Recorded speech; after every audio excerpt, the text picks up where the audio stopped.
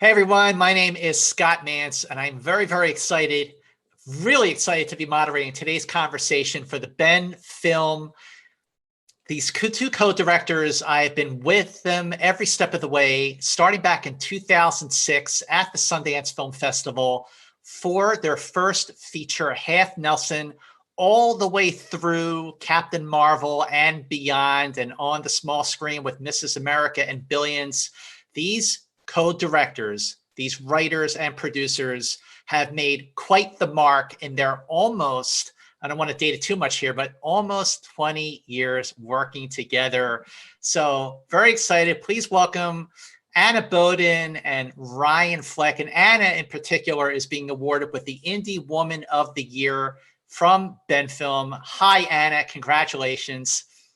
Oh, thank you so much. Thanks for having us here at this unique version of the film festival this year. Hi, Ryan. How are you? Good. Hi. Thank you for the intro. That was lovely.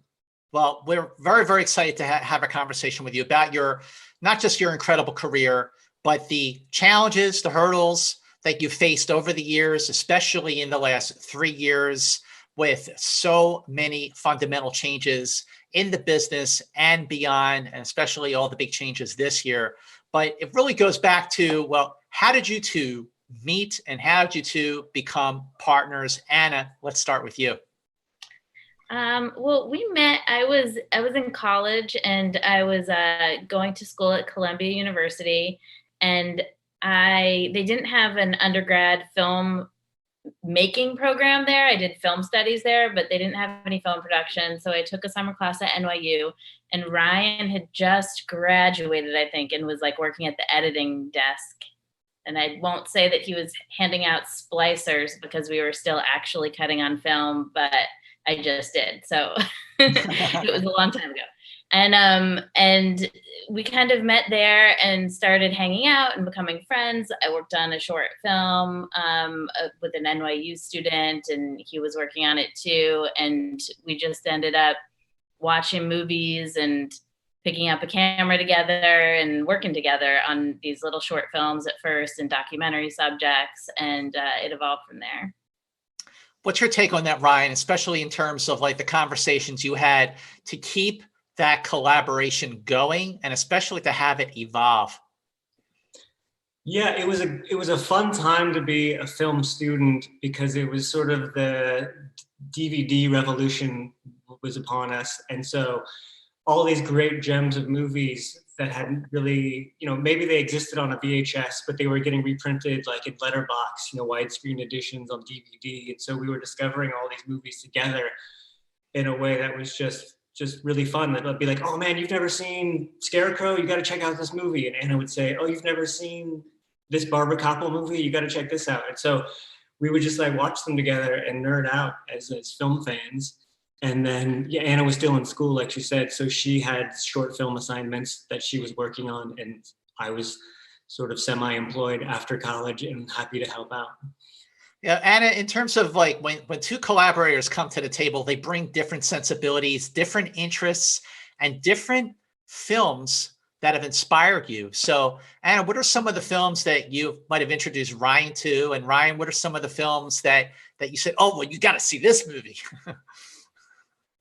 Well, I'm not sure I introduced Ryan to these movies, but they were, my biggest influencers coming out of high school and into college were Robert Altman films and Hal Ashby films. And those were the movies that I kind of fell in love with filmmaking through watching those movies, and just the characters and the relationships that you have with the characters and the actors playing them, and this kind of like freedom that they had.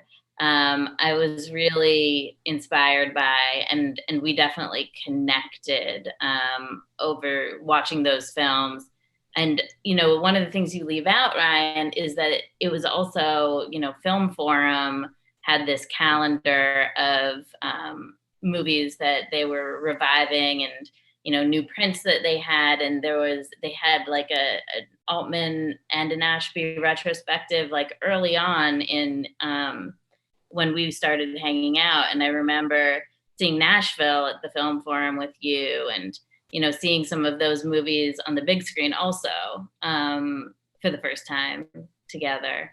And I'll let you speak to the movies that you brought to me. I do remember the first movie you showed me. I think I do too. I think I'm going to tell people that it was Bad Lieutenant. I think Anna Anna was very, that's a very proper taste to introduce me to some Altman films that I hadn't seen. And I'm like, no, we're going straight grit, 1992, NC-17, Abel Ferrara. You got to see this movie. And yeah, I don't know what you thought about it actually. I was totally fascinated by it. I thought it was really cool. You were definitely also, I had seen a bunch of Scorsese movies, obviously, but I didn't have like the full appreciation that you had for them. It's like you just loved Scorsese also, which also had some of that kind of like violence and grit to them that I wasn't, necessarily as drawn to at first. And then, really grew to appreciate those movies with you. Hearing your influence by Altman and Ashby, and hearing Ryan, you talk about Bad Lieutenant. 1992 was a great year for Harvey Keitel, by the way, because he also did Reservoir Dogs. But that makes so much sense when it comes to the movies that you have directed over the years. But how did your short film, Gowanus, Brooklyn, lead to Half Nelson? Ryan? Yeah, so the few years after I graduated from NYU, I was sort of like just trying to scrape together rent money. I was PAing and I had some odd jobs just to sort of make ends meet. And one of those films I had finished that I'd made in school got accepted into Sundance in 2003, a little 5-minute short. And we went there and we met Pete Solid, who actually also went to NYU with me, but I didn't know him in school, but I knew of his short film called 5 Feet High and Rising, which won a bunch of festival awards in like 99, 2000. And he was there with his first feature, Raising Victor Vargas. And so having seen that feature just completely inspired me, and having known his process from the short film going on that journey, I thought, here's the path. Here, if we're ever going to do this, we don't have friends in the industry, we don't have agents, we don't know anybody, but here's the path forward. So what we did have was the script for Half Nelson. We had written a feature called Half Nelson, and we decided to reverse engineer a short film from that. So we wrote basically a 19-page script that focused more on it, that was much more intimate, that was much more contained, that focused on the girl's character from the feature. Mm-hmm. And so we cast, there was a school across the street from where we were living in Brooklyn at the time. We found, we held an audition, we found a girl, Sharika Epps, and we used her in the short film. And we basically took the same trajectory, we got lucky, and we did the same path that Pete did with that movie. And we got that film into Sundance, and we were lucky enough to win a prize with Gowanus, Brooklyn, and got an agent from there, and then it was Half Nelson. So you went backwards. You wrote your feature film and then decided to do the short first. That was actually a pretty brilliant move. But still, getting your first feature made, what were the hurdles that you had to overcome? How did you get like the financing? How did you cast Ryan Gosling? I mean, making movies there's so many different challenges, especially for your first feature.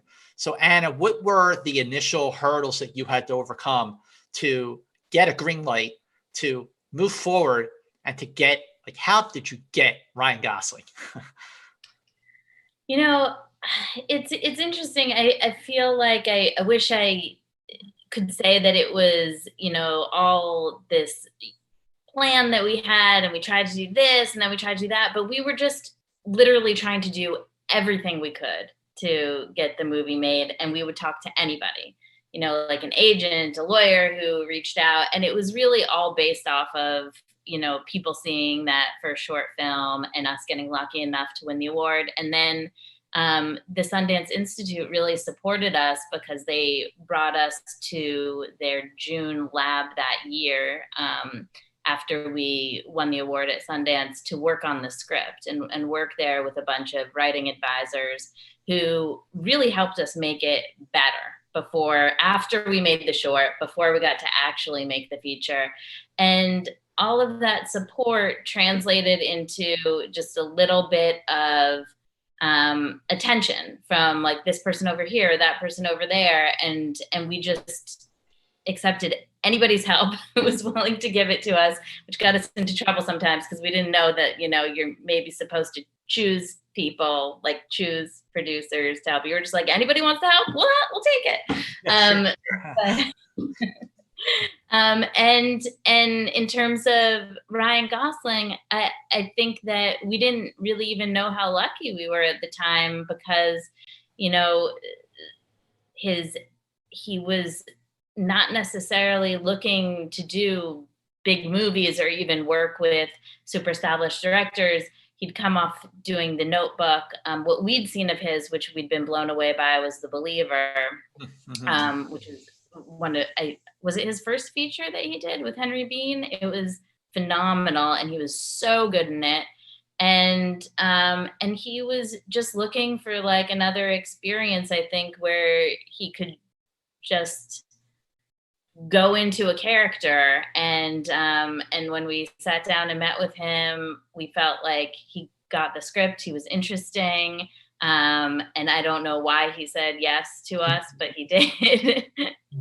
And even though he wasn't necessarily the person that we had in mind when we were writing it, he was quite a bit younger than the person we'd written.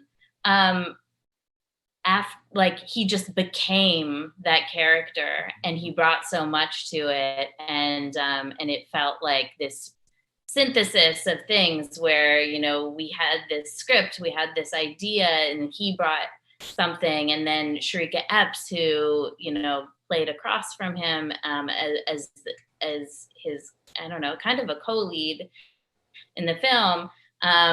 She brought something that was very specific to her because she was, didn't have professional acting experience, and it just became what it is because of all those rings that came together.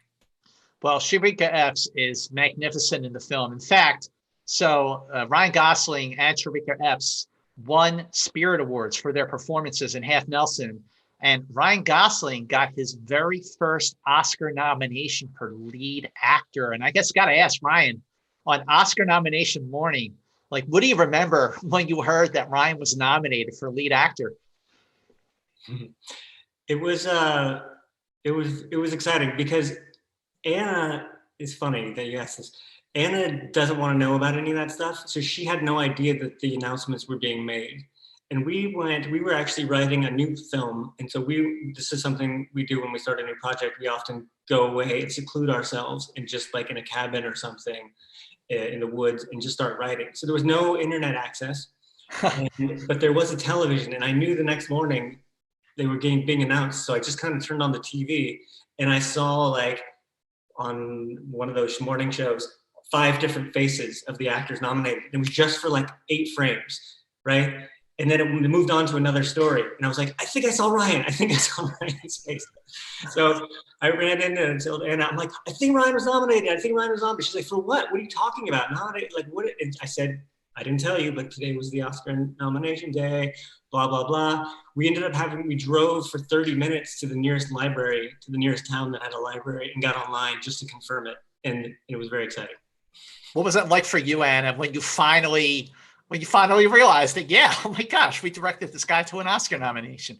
It was really cool. I was, first of all, very thankful that Ryan hadn't told me about that because I just get very anxious about everything. It's like, I don't want to know.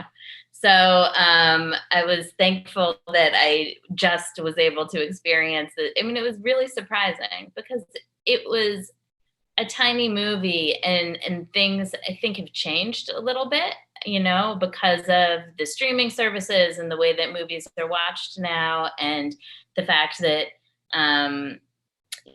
they've been working hard at the Academy to varying success to, you know, have the 10 titles that are now potentially nominated for Best Picture, which allows some of the small movies to kind of, but we know, you know, our movie made less than $3 million at the box office. We weren't expecting it to be in contention even for that one category in the Oscars. And so it was a really beautiful surprise.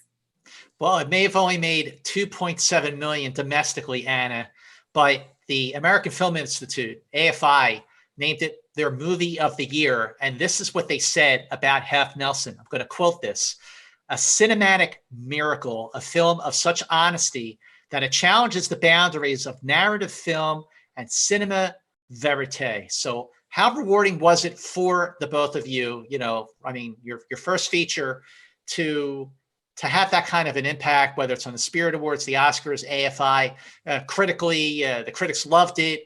I loved it. I mean, you know, what was it like to have that sort of recognition and appreciation across the board like that, Ryan? I mean, look, great. First film to be received that way is great, and in some ways, it sort of set an unfair expectation for us moving forward.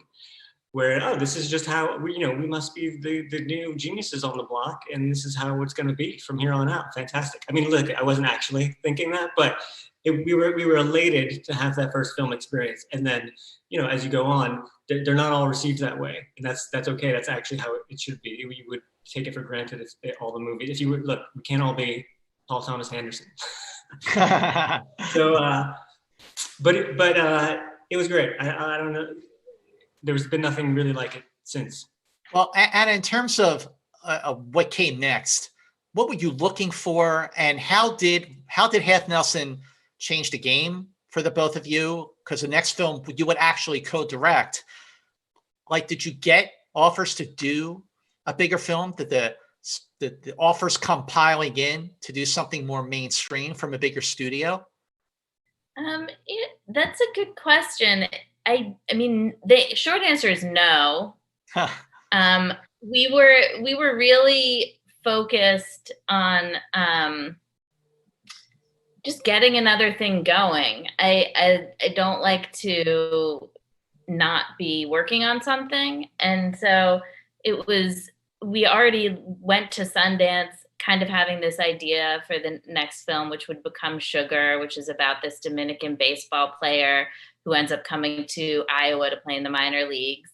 And we were really interested in the subject matter. We hadn't written a script yet, but we kind of thought, well, we probably want to be tackling this next. And that was, you know, before the movie came out in theaters, well before Ryan was nominated for it.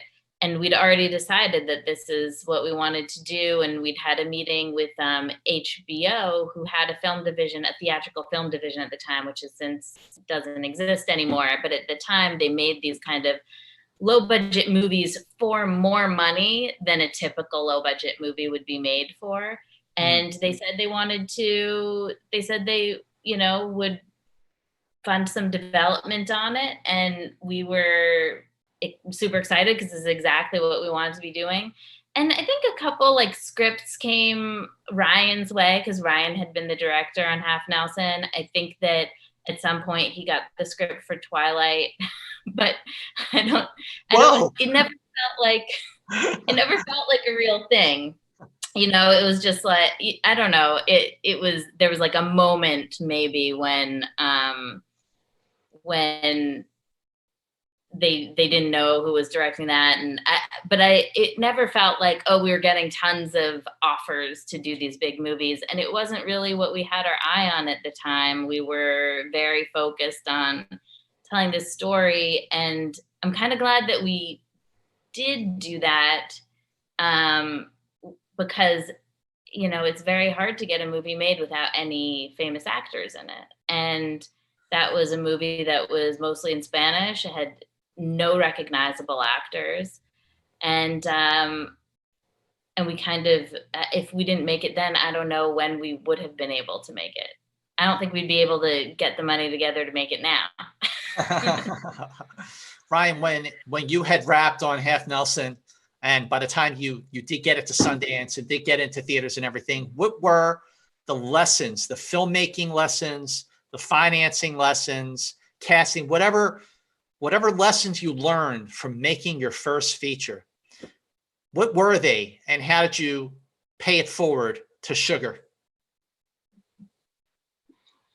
Gosh, I might turn it over to Anna if nothing pops into my head in the next few seconds. But there are little things. There are lots of, like, when you make a movie, we're still learning. With everyone, it's like, oh, okay, we could have been more clear about that plot choice, or like whatever it is, or that shot. Why was that shot in the movie? I actually was thinking about this recently in Half Nelson. There's a scene with the Dre, Sheree Gap's character, sitting on the steps with a bunch of her classmates.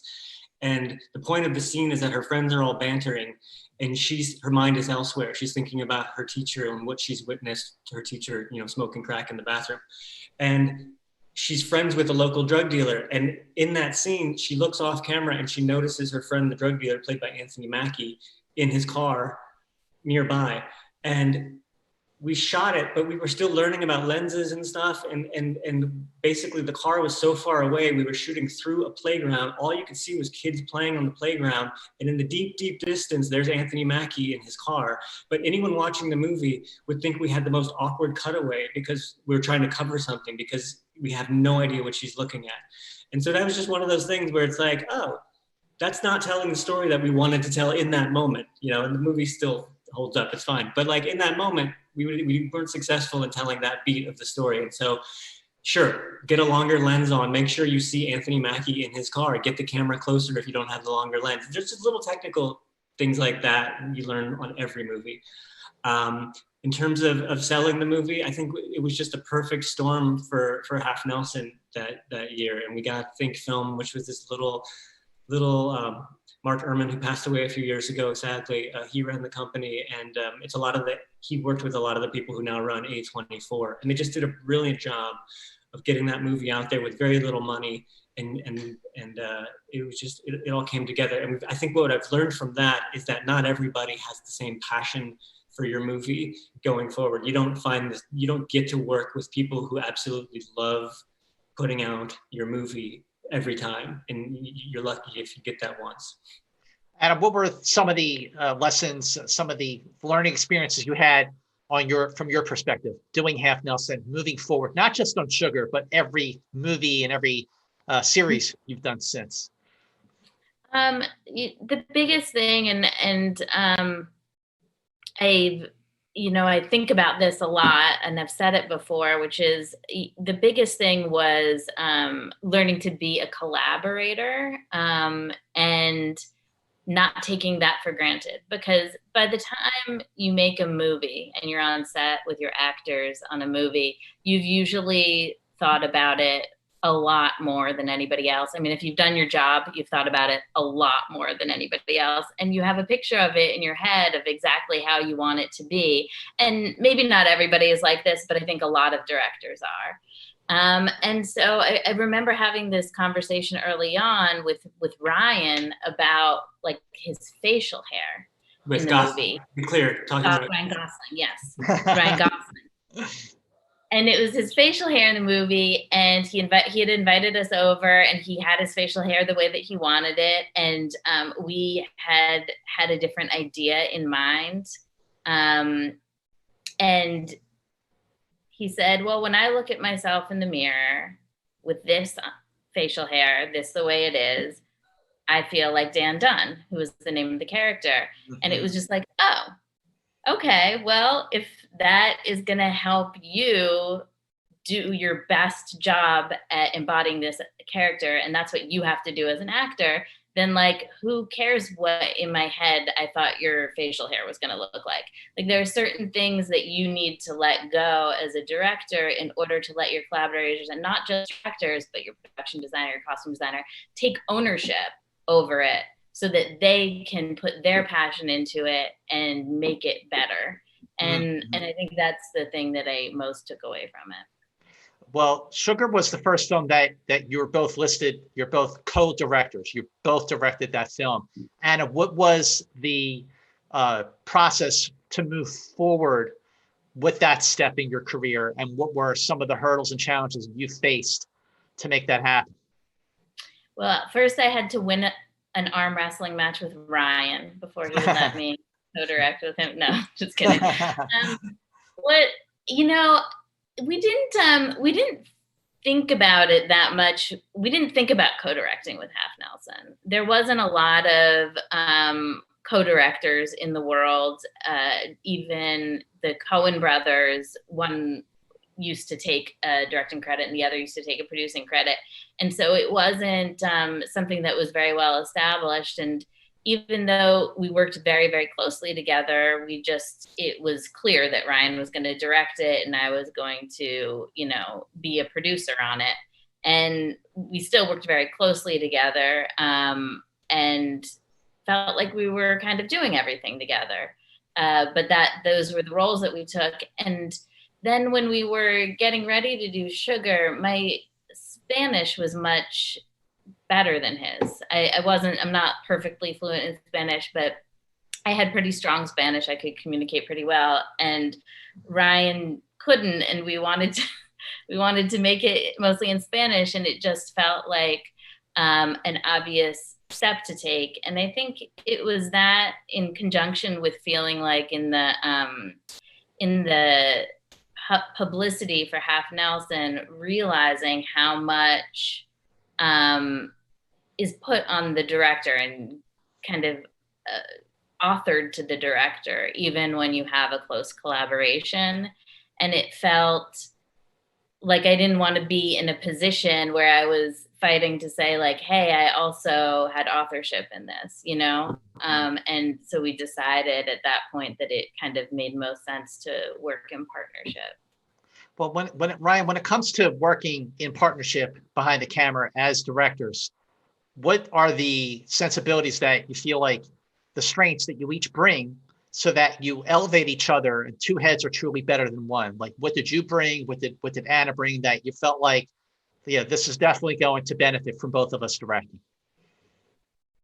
Yeah, I mean, Anna has always been one of the most stubbornly organized and persistent people I've known. And so in our early days, before we kind of figured out how to do this, I would just throw out ideas. I'm like, hey, what if we did this and this and this? And then she would really help attach to one and build it out. You know what I mean? And get excited about something and really help push it forward in a way that I was a little maybe too scattered and maybe continue to be too scattered to do on my own.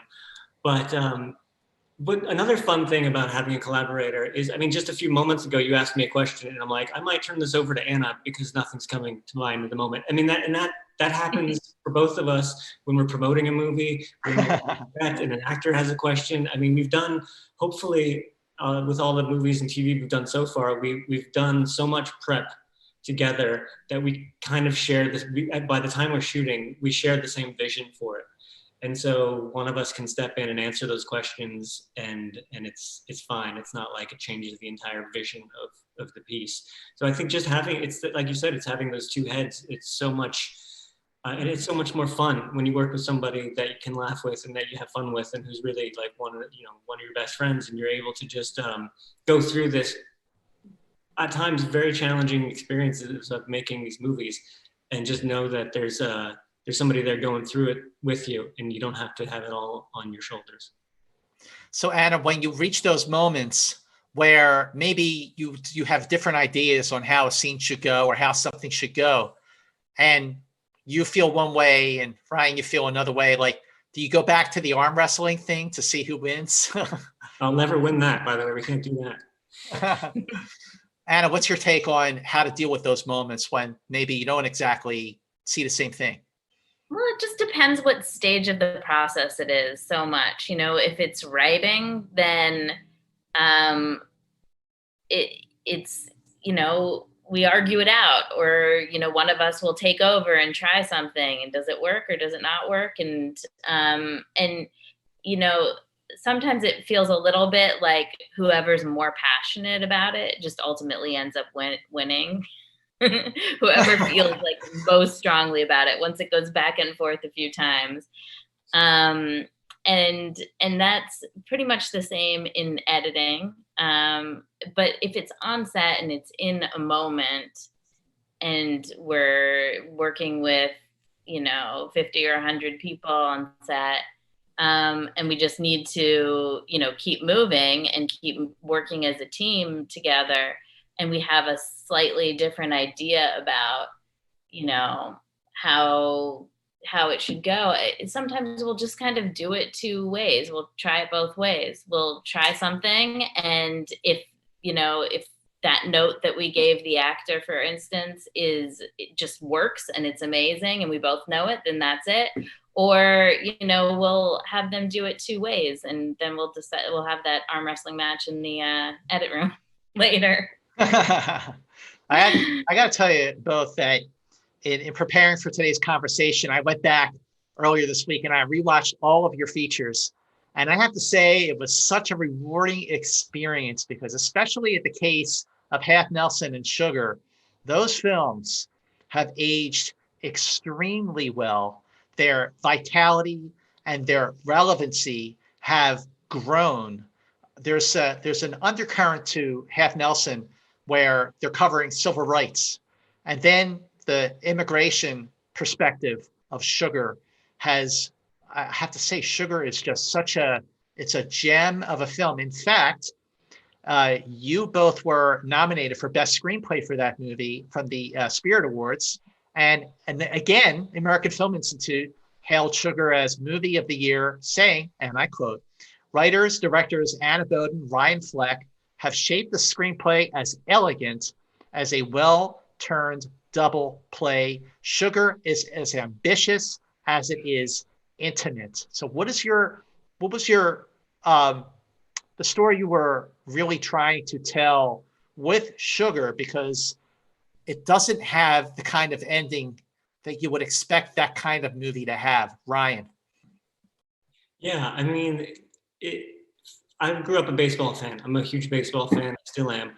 And I didn't know that every baseball team has an academy in the Dominican Republic where they're basically training young kids to become players that hopefully are good enough to one day come to the United States and play for their teams. And I just became fascinated with this world, and we just started doing the research and discovered that there was an incredible journey here, a common journey for these players that a lot of sports fans just don't know about. And we just dug in and did the research, and and Anna was not really much of a baseball fan, so we really put our heads together and approached it more as an immigrant story, as a unique take on an immigrant journey, while also getting some sports genre stuff in there as well. But it's not about hitting the home run at the end of the World Series. That's definitely not what we were after in this story. Yeah, and I think, just to add to that, we weren't interested in telling the story of the exception that, who was just born to be a baseball star and ends up, making it to the major leagues and becoming a superstar. We were interested in the more common trajectory, something that literally thousands of teenagers and kids, young people in their 20s had gone through. And so that was the story that we were more attracted to. The actor who played Miguel Santos, Sugar, is Angeles Perez Soto. How did you find him? What made him the perfect Sugar? And he is terrific in this movie. He's just really, really, really terrific. Ryan. Yeah, El Hennis, Anna talked about this earlier, about not being able to make this movie today for financial reasons, but I think also just, we were kids, we were still really young when we made this movie, and I think I'm too old. I don't have the patience or the stamina to cast the way we did this. I mean, Anna and I would drive through the countryside in the Dominican Republic, just the two of us sometimes, with an old video camera, pull up to baseball fields and say, "Hey, we're casting for a movie. Does anyone want to audition?" And basically we would sit down with them, put them on camera, have them tell a joke, have a very brief conversation with them, and just see who had that spark. And it became exhausting, and we did this for hundreds of people. And Alhanis was number 452 of those people. Wow. There was a spark there. We just knew there was something there. We weren't sure he was the one in that moment, but we were hopeful. So we brought him back a few more times to do some workshop scenes with us, and it was great. And we said, this is the guy. The last scene of that movie, Anna, is you see Miguel sitting on the bench. He's playing a game, more for fun. And the camera holds on him and he looks down. It's like he's thinking about something. And then he looks back up and he gets back into the game. He's like clapping and smiling. But for a moment, he just kind of looks down. And I'm wondering if you remember, like, what kind of direction you gave him during that moment. Like, what was he thinking? What was he thinking in that moment? Because I just love how the movie ended like that. Yeah, no, that's a really good question. I wish I could remember. I mean, it was written in the script, I don't remember exactly what it was, but I think that it wasn't, the surprise of it for us was not so much the moment when he looks down and what's going on in his head in that moment. The surprise of it for us is when he eventually gets out of that moment and gets back into the game. And the people kind of interrupt it. His buddies come back from being on the field and kind of pat him on the shoulder. And that, I'm not sure.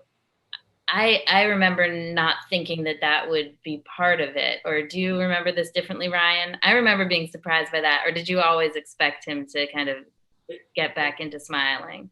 Yeah, I think that's all. I'd like to give myself credit for that one, if I can. Sure, yeah. It's a beautiful moment. It's funny because when we would do festivals and stuff, and right before a Q&A, you're often ushered into the back of the theater, right before you come up to the stage to do a Q&A.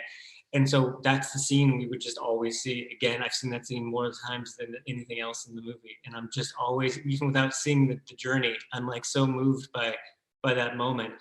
And that's Alhanis. But yeah, I think it's just about spending that moment with him and having gone on this journey with this guy and letting him reflect on it for a moment, like everything that he's been through in that moment. And then realizing that it's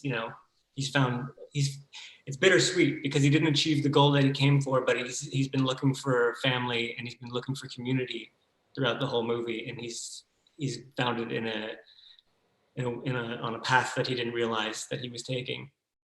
In terms of women behind the camera, female directors, 10, 12, 14 years ago, it was even the gap.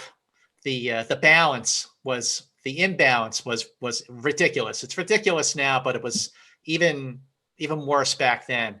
So Anna, what were the hurdles that you were seeing? Like, what were sort of the challenges that you had to face, and how did working like with a man help that? It's a hard question to answer because I've only ever had my own experience of being a filmmaker, and I've only ever had an experience as like working as a collaborator with somebody who's not female, and I think that has both hidden some of the real challenges from me in terms of my personal experience that some women directors and just women in film generally have, and in other ways it's kind of made very clear, because when you're talking to certain people, and it's both me and Ryan sitting in a room together, this happened much more, I think, at the I can't even say that. But like when you're sitting at a table talking to a bunch of producers or whoever it is, executives, and you realize all of a sudden that somebody's only looking at your partner for answers.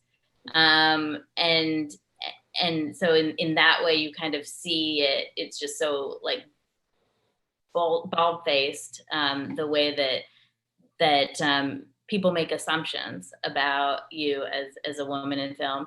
And then in other ways, I think that I was very much protected by my relationship with Ryan, and as was he in a way, because we were always together, and there was a certain ugliness part of the industry that was therefore kind of hidden from us in a way. But it has been, I will say, like, as just a film lover now versus when I was growing up, being able to look at the stuff that I'm watching and consuming, movies, television, and how many, like, such a huger percentage of them have writers and directors who are women, versus when I was growing up, when it just felt like it was, it was a surprise when there was a woman director. And so many of my, heroes in film were men. It's just really kind of amazing to see that. And at the same time, to still, know that there are also so many, particularly, not just in writing, directing, but like other departments that are still struggling for that representation so much. And needing to be kind of focused on pushing that forward, not just in, who's telling the story from the writing and directing perspective, but in all these other ways, all these other collaborators. There are so many departments where it just feels like you aren't seeing that representation at all.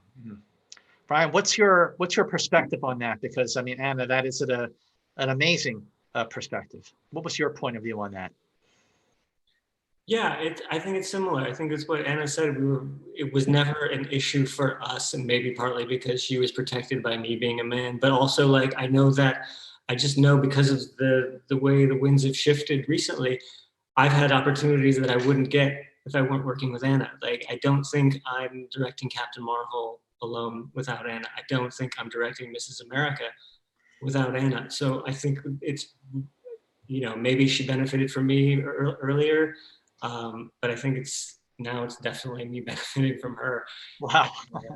But again, I don't, yeah, I'm gonna stop talking. So okay, so after Half Nelson and Sugar, so then comes a mainstream film called It's Kind of a Funny Story. So this film started at one studio and then it went to another studio. So now you're dealing with a little bit of development hell and turnaround, dealing with also a bigger budget, and you're also adapting from a book. Your screenplay was adapted from the novel by Ned Vizzini. So how was that process for you, Anna? Start with you on this, that process of working with the bigger sort of studio system on a film, and what were some of the things you figured out, lessons you learned from that whole thing? The experience of working with the studio itself wasn't that much, it didn't feel that much different. The executives there were so filmmaker friendly. I mean, they were filmmakers.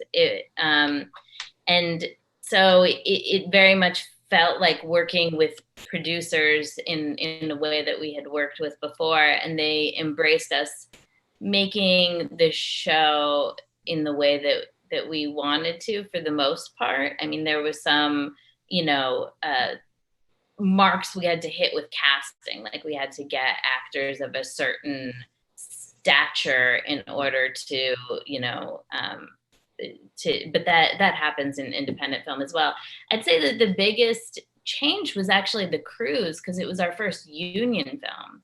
And we'd never worked with union crews before. And we just had kind of like done things our own inane way. We were just like, no focus marks, no marks for our actors. We just had our way of doing it. And I think that we never learned the way that most people who are experienced filmmakers in other departments are used to having things work. And so I think that was the big shift, was kind of like learning that people want to have rehearsals where the camera isn't rolling because they want to do their job really, really well. Your sound team wants to make sure they get the best sound. Your focus puller wants to make sure everything's in focus. And so it was kind of this tension between how things were supposed to be done and how we were used to doing things, and learning to find that balance where we were not pissing off our crew, but also making it in the way that we really wanted to make it, and kind of create the environment for the actors that we wanted to create. And how was that whole process for you, Ryan? Yeah, I mean, I think this is something that was sent to us after Half Nelson. So when you talk about like the big movie offers, like we got sent some books and other scripts, and we got this, and we just read it, and we loved the voice that Ned Vizzini wrote in, and we thought we understood how to make it as a movie, and we pitched it to Paramount. Yeah. And then we told them, look, we want to make Sugar first. We're ready to go on Sugar. Let's go do this little movie. And by the time we finished Sugar, it was no longer Paramount, and Focus jumped in. So we were fortunate that James Seamus, John Lyons, they liked the script that we had written. So we got to make that. So how did you make the first transition into directing for the small screen? Because in 2011, you directed 2 episodes of The Big C. Anna. This is going back to your question about just some of the challenges that we've had working as a team, and me specifically as a director. Ryan had actually done a couple episodes of In Treatment, done a bunch of episodes of In Treatment prior to us working on The Big C. So he'd gotten this kind of little taste of working in television, and it was a little harder for me to get into directing television as a co-director with him, because he had directed Half Nelson alone. And so even though we had maybe directed Sugar together, I don't think it had come out yet. So it wasn't something that was easy for us to continue as a team right away. But then with The Big C, we kind of did our first co-directing in television. And, it was really interesting, because you're working for the first time in somebody else's voice, and trying to figure out how best to use the tools at your disposal to tell their story. And I think that we learned a lot from that, and also just the ability to work with really wonderful actors like Laura Linney. And as we continued working in television, that was one of the things that we loved most about it, was just getting the opportunity to work with different people.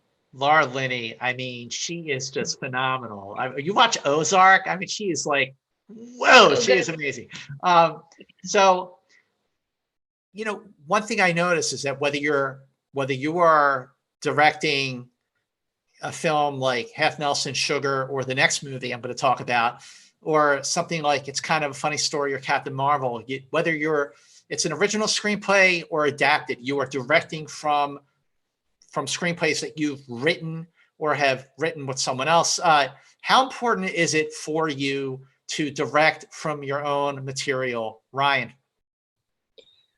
Well, it's a good question, and I think the storytelling is so vast in the terms of the types of things that we can direct and write. It's almost a completely different medium, almost, in terms of are we just jumping into an episode of Billions that's halfway through the season just so we can work with Paul Giamatti and Damian Lewis and get a feel for Brian Koppelman and David Levine's writing, which is completely different from our own, but it's just an opportunity to go play in a different sandbox. You know what I mean? And so and use different tools and try different genres. And then there's our own work, which is sort of like, hey, this is a story we're really itching to tell. we've got to write this because no one else is.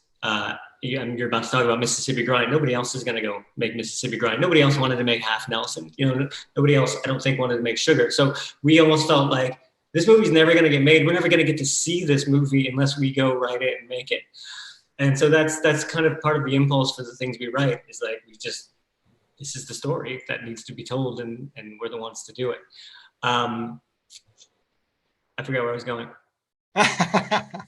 Well, it'll come back, because I am going to talk about Mississippi Grind. And I know when we first got onto this conversation before we went live, I told you that this movie, Mississippi Grind, is my personal favorite of the films that you've directed. And at the top of this conversation, Anna, when you were talking about Altman and especially Ashby, I went straight to Mississippi Grind in terms of those influences. Also talked about films like The Color of Money, but also California Split. So what was it about going to do a film like Mississippi Grind? Why was that the next theatrical step for you after you did It's Kind of a Funny Story, Anna? Well, we wrote another script that we really wanted to make that never got made before we wrote Mississippi Grind. Just being completely honest, we wrote this.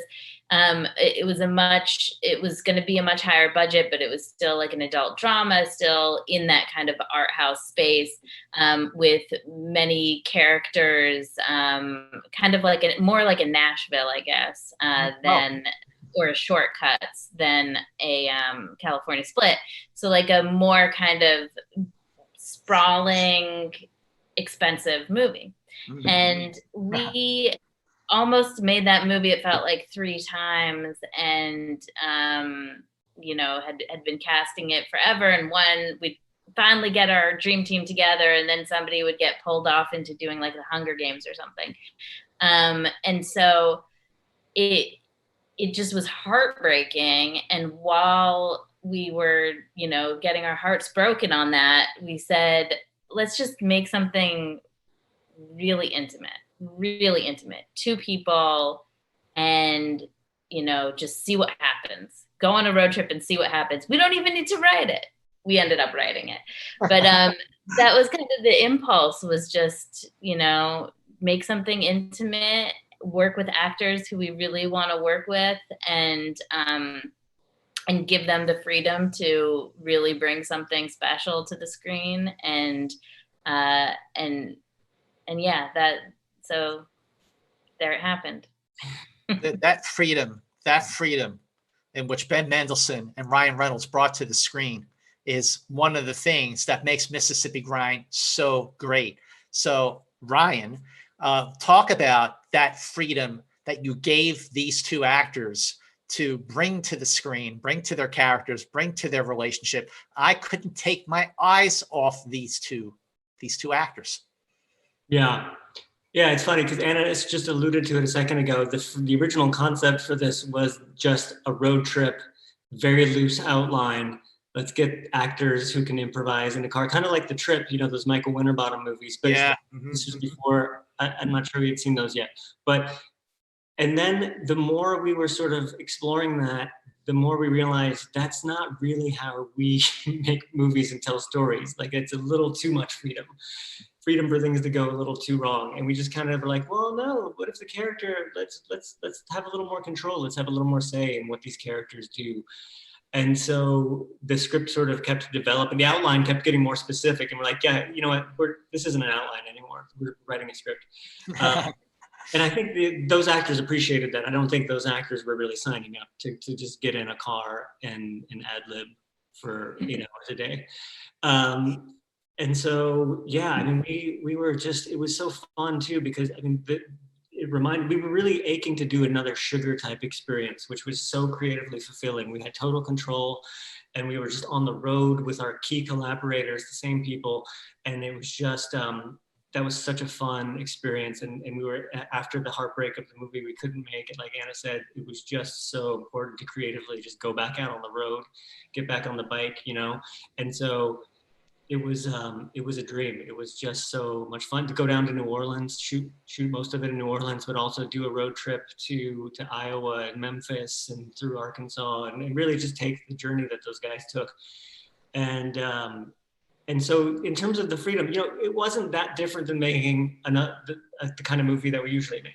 We didn't end up doing the adventurous, crazy thing that we set out to do, but it was just fun to get two actors in a room or in a car.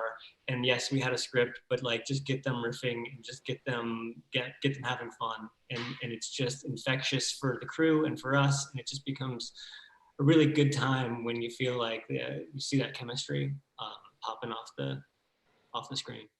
I mean, they are fantastic together. So Anna, you've worked now Ryan Reynolds and you've worked with Ryan Gosling.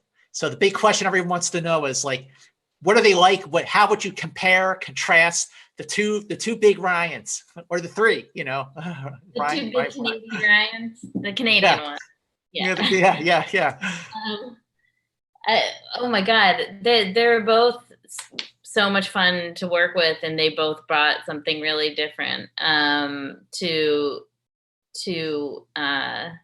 they both bring something really different, but are just really pleasurable to work with.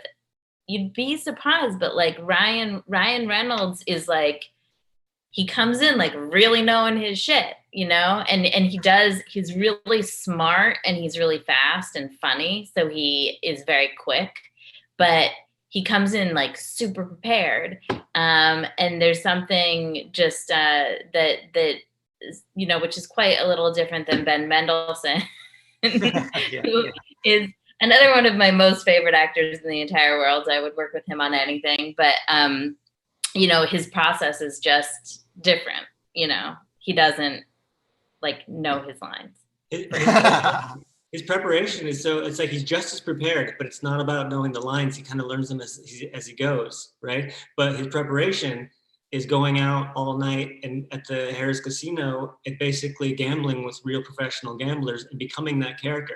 And he would come into rehearsal the next day or come into the office with wads of cash, being like, I took everybody's money last night, those suckers. And they were like, oh man, this is like not the right mindset for this loser to be going into production, right? With. And sure enough, a few days before we started production, we find out Ben lost all his money that he had made and he started owing everybody at the casino money. And we're like, oh, okay, now he's ready to go. That's the mindset. Well, you actually did work with Ben Mendelsohn again, Anna, on your next film. And boy, is this a doozy. So Captain Marvel opened on March 8th, 2019. The budget, anywhere between 150 to 170 million, depending on what you read. Domestic gross for this film was a 427 million domestically. Worldwide, the film made 1.13 billion. That's $1 billion worldwide. So now you are part of this machine, this Marvel Cinematic Universe. Like, where to begin? I guess really that starts with Marvel Studios, Kevin Feige, how this came about for the both of you. Why was now the right time for you to take on a movie with a scale, with a scope that was this massive? Anna, let's start with you on that. I think it was the idea of being able to introduce this particular character. And we both are fans of Marvel movies. Like, I remember watching seeing the first Iron Man and just being blown away that, because Robert Downey Jr., you know what I mean? Great. Yep. And like, oh, this is what a superhero movie can be. This is amazing. Mm-hmm. And so, ever since then, I've watched all the Marvel movies and really liked them, but never really seriously considered trying to make one of them. Didn't know I had anything to add to something like Spider-Man but I really felt like this is a cool character. She hasn't been introduced into the cinematic universe before. we really admired Brie Larson, who had already been cast, and knew that she was an actress who we would have wanted to work with from seeing Short Term 12 years before, and thought, this is something that we would fight to try to get to make, and we'll go in and pitch and try to, get to work in that universe and with that character. And so I think that's what it was that kind of pulled us in. Ryan, what the to obviously co-wrote the screenplay, so how to make a film that fits right in with the MCU, Marvel Cinematic Universe, but also stays true to the sensibilities that you've been developing since 2006 with Half Nelson. Yeah, I mean, you're definitely coming into their world, and but what I love about Kevin and the whole executive team over there is they bring in storytellers that they want to tell their version of the story. So when we were having initial meetings with them about possibly doing this, we called up Ryan Coogler and we said, hey, because he was prepping for Black Panther, and we said, hey, what's this like? Are you doing okay over there?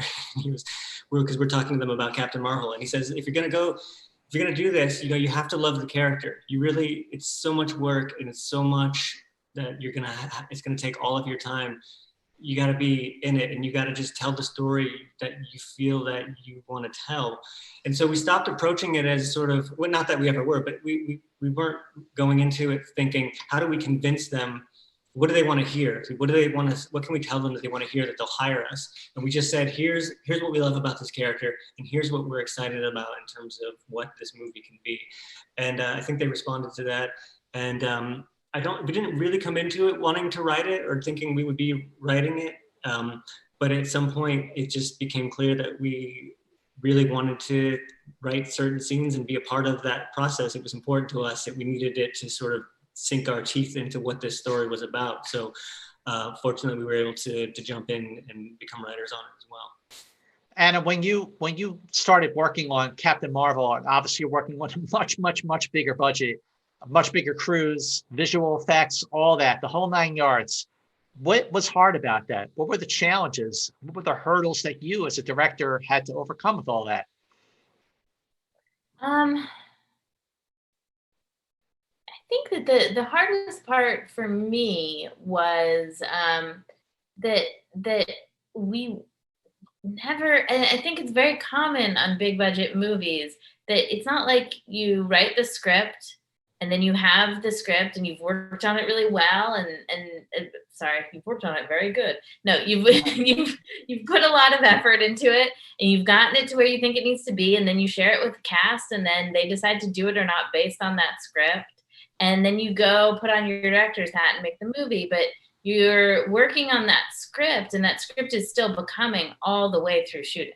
And even when you're done shooting, there's additional photography, and it's built in. Like, this is how those movies are made, and it works very well for that process. But as a director, you never have that moment of like taking off the writer's hat and putting on the director's hat. It's like you're wearing all the hats all the way through, and it's overwhelming. It really is. I mean, it's a great experience, and you feel like, well, the great thing about this is I can always keep making it better, and I'm always challenged to continue pushing and making it better because nothing's ever set in stone. It's never too late, but it's exhausting. Wow, it's got to be exhausting, but like, how rewarding, how proud were you that the movie just did so well? Female superhero, made more than $1 billion, co-directed by a female filmmaker. Like, how rewarding and how gratifying, Anna, especially for you, was it that all these things just like clicked in? I mean, it was amazing to kind of come, we left to fly to Singapore to show the movie, or it was maybe part of the movie, but have our first kind of publicity event with Brie and Sam and a lot of the other actors. And we left there from the color correct. So we finished color correcting the movie, hopped on a 20-hour flight to Singapore. And we're so kind of exhausted from the whole experience of making it, and then getting there and seeing these young girls from a totally different part of the world, just so excited to be introduced to this character on film, and seeing how much it meant to them. I mean, that was by far the most rewarding part of the entire experience, because it came as a total shock to me. Like, I wasn't expecting to be moved by this. I just wanted to sleep on the plane for 16 hours. I didn't know it was going to meet me at the other end, but that was extremely rewarding. Ryan, your relationship, the two of you, how is your relationship, your collaborative relationship as producers, writers, directors evolved? Like, how is your teamwork different now than it was 15 years ago? I think that it's been 15 years of just evolving trust and understanding. And I think in those early days, there was, when you're in your early 20s, mid 20s, late 20s, 30, I don't know. There's a lot more ego involved. And it's not to say it's not there anymore, but I think that's why a lot of people can't co-direct. A lot of directors, I don't think, are natural collaborators. And I think that we sort of overcame those obstacles fairly early, and we've been able to sort of get on the same page and enjoy what each of us brings to the process and appreciate it. And I think, and it was time, and understanding and getting through some of those initial pitfalls of ego, and to get to a place where it's really just about telling the story, and it's, at the end of the day, having fun with the people you work with while you do it. So it's process. For us, it's process is look, you want the movie to be as good as it can be, and sometimes if that's a pain in the ass to get there, okay, but I think process is just as important. And if you end up having a fantastic process that it makes a mediocre movie, I think they even out. Maybe not to your financiers, but I think for me it's just as important. How about, what's your take on that, Anna? The way your collaborative relationship has evolved, is stronger now, different now than it was 15 years ago? I mean, yeah, it certainly is. I feel like there's a little bit that is just having a little bit more, because we both have families now. There's a little bit more separation of like work from your personal life. And it doesn't mean that like there wasn't days when we were just like we were pulling all-nighters on Captain Marvel. There were periods of time when we would do that. But I think having also just getting older and having families to go back to at the end of the night, that gives you a little bit of like space and breath from it, so that when we get together the next day to work, there's a certain energy that comes from that. And especially now, it's just been so strange with, this is by far the longest I've ever gone without seeing Ryan in person. We haven't seen each other since March. And it's, it's this kind of different way of working together that makes the time when we're really spending together working so much more important and energizing, if that makes sense. I just want to back up a second to Captain Marvel. We got an audience question about Captain Marvel from Neil Butler, who's asking, he's sitting with his 10-year-old son, with whom he saw Captain Marvel twice in theaters. So the question is, did Disney send you to Marvel camp in any way? Was there like a Marvel camp? And if there is, how do we all get to that? It's there's not an official Marvel camp, but it's kind of like, look, we've made 4 movies and we were experienced storytellers to a certain degree, but we never made anything like a Marvel movie. And so there is a little bit of a boot camp in terms for just Anna and I to meet all these people who they're key collaborators, from visual effects to post and all of it, to sort of get a sense of how these movies are made and how we can be helpful and use, incorporate our vision into the tools that they use so well. So what is that camp? I mean, yeah, it's really mostly, look, it's visual effects. That world of visual effects, they're great at it, and it's so fun to just dig in and see what you can do. I learned a lot.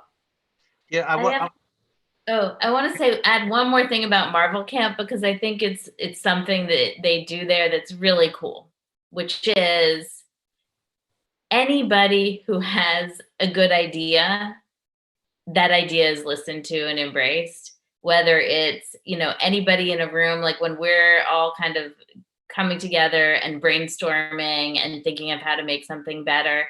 It can be, somebody's assistant. It can be somebody's, uncle or whatever. Whoever has a good idea, it's really embraced. And there's this kind of real positive environment of collaboration, which, we hadn't had before. When we had been writing movies, it'd just been like the two of us in a room together, but they really want to embrace a mentality of, the best thing is going to come from all of us, throwing in our 2 cents and then, putting the words on the page. The last 3 years, this business has gone through so many seismic shifts, and it's still going through them, especially this year. But really starting 3 years ago with Time's Up and Me Too, and the focus on diversity and gender balance for women behind the camera, what changes have you seen in the last 3 years, and what still has to happen? Anna, what's your take? I touched on this before. I think that one of the amazing things is just like how many of my favorite things that I watch now are written or directed by women, from Insecure to Honey Boy was like my favorite movie of last year. And it's just, it's really, that is different for me. On the other hand, I do think that it's not just about writers and directors. It's about embracing, and it's not just about women. It's about,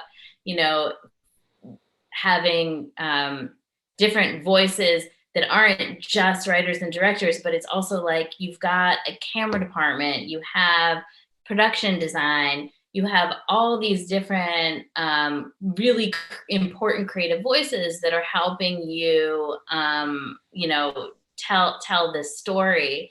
And it takes a lot of work to think outside of your box in terms of who you've worked with before. You might have to people are going to have to get out of their comfort zone in terms of hiring people that don't have the exact level of experience for the type of thing that they're doing, because you can't get experience until you have experience. And because there are so many people who have been kind of, left out of the process for whatever reason, you can't just necessarily go to the same list of 5 people who you've worked with a million times. If you really want to have a representative group of people working on your movies. And it's important to have those different voices and it not just be like the one voice. You need a group of collaborators, I think, who can really, help you understand, to be able to talk to about something. It's not just about that one person. It's about an entire group of people coming together and having an impact on the art of the film.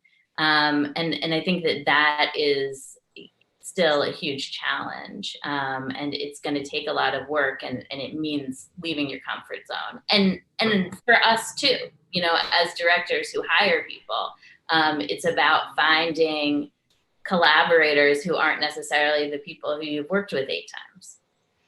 So in recent years, as the tentpole films, the Hollywood, the big studio films, whether they're the Marvel, now you got the DC movies, you got the Star Wars movies, just Fast and Furious, whatever. So those films, people go to see those movies, and it's not as special when a movie passes $1 billion at the box office, because a lot of those movies are doing that now. But what that's doing to independent film is that it's sort of been squeezing them out. And I know being in LA, you've been to like the Landmark and the ArcLight theaters where they are devoted to those independent movies. But still, when like Rise of Skywalker opens, I went to the ArcLight, and 11 out of the 13 screens were showing the Rise of Skywalker. And I went, what is going on? So I'm leading up to the question here, because the challenge facing independent film, the challenge facing the vitality and the significance of a festival like Sundance has been challenged in recent years. And now we're at a time when theaters are closed, or if they're open, they're not showing anything new, or they're showing like, independent films, and people just aren't going to the movie. So what's the future for independent film? What is the future for an aspiring filmmaker watching this conversation to be inspired to move forward and want to make an independent film when things are challenging for the independent movie scene? Ryan, what are your thoughts on that? I wish I had an answer, that was some kind of vision for this, but it's so weird right now. And like, I'm a movie lover. I came into this with a passion for movies. I've still got it, but things are evolving, and I don't know what it means for the future of cinema and cinema theater going, when there's so much television, there's so much episodic, there's so much streaming, that the stories are being told in just there's just a different format for viewing these stories. And I hope, and I'll be back in the theater, as soon as it's safe again, and I can't wait to do that. But I don't know what it means for these independent films going forward. But by mentioning television, I do think that is a promising future that doesn't seem to be going anywhere for storytelling, and for storytellers, writers, and directors. That I think the medium of television is fantastic right now, in a way that it wasn't when we made our first few movies. How about for you, Anna? What's your take on that? Well, I mean, I think that there's the viewing experience, and then there's the storytelling experience. And from a storytelling perspective, the difference between telling it for television or telling it for an increasingly narrow theatrical release, and most people are going to see it on television anyway, seems like it's shrinking completely. And I don't know, when I'm looking at a script or a story that we want to work on, I don't know that there are. I mean, I'm glad that Sugar had a theatrical release, but the fact that most people saw it on television, like, does it really change that much? It's hard to say that I, as a filmmaker, like, that movie somehow should have had people go see it in the theater, because they're not going to. But as a viewer, I would I think it would be completely devastating not to have that experience of going to the theater and seeing something on the big screen.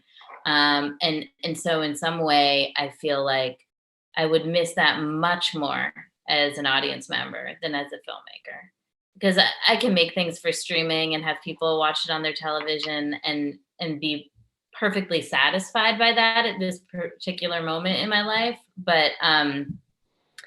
But yeah, it would be really hard not to get back to the movie theaters and to have that kind of space continue to shrink.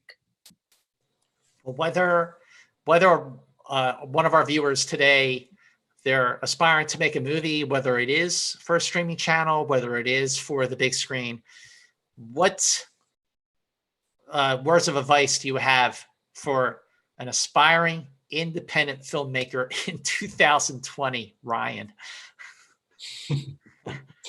Oh man, it's put a mask on first, Yeah. wear your mask, and then get your camera and go out and shoot something.